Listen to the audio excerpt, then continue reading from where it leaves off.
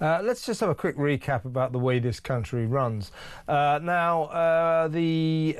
white far-right extremist who assassinated the Labour MP Joe Cox was a white guy. The body politic were down on him like a ton of bricks within seconds. He's a terrorist.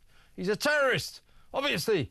The guy, the Welsh guy who watched that BBC drama about the Rochdale rape scandal called Three Girls, he watched it, was so enraged, he climbed into his van, drove up the M4 all the way to London and drove into the worshippers outside the Finsbury Park Mosque, killing one of them. A deplorable thing to do. He was white. The body politic, he's a terrorist! He's a terrorist!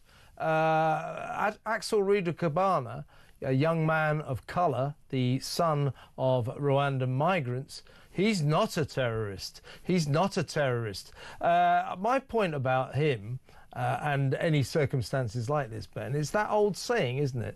If it looks like a duck and it quacks like a duck, it probably is a duck. Now, I would say, call me controversial, but I would say that someone who had in their home enough ricin to kill thousands of people and an Al-Qaeda manual written by an Islamic terrorist, an Islamic extremist, I would say that that person is in all likelihood a terrorist, and yet our body politic, our Prime Minister, the police, no, he does not conform to the legal definition of terrorism.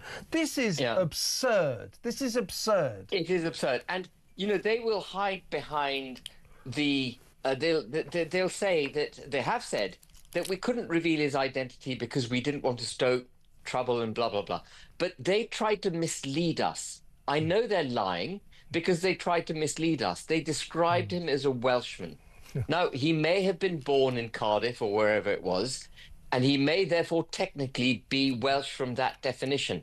But the reason they said he was a Welshman was not because he was born in Wales, but because they wanted to conjure up an image in our minds of a farmer with a bunch of sheep doing typically what we would expect Welshmen to do. They wanted to deflect from reality. Yeah, don't forget, Ben, then the Merseyside police, in the wake of that terrible incident in Southport, the murders, released a picture of the perpetrator when we finally knew his name, and it was a picture of him as an angelic 12-year-old choir boy.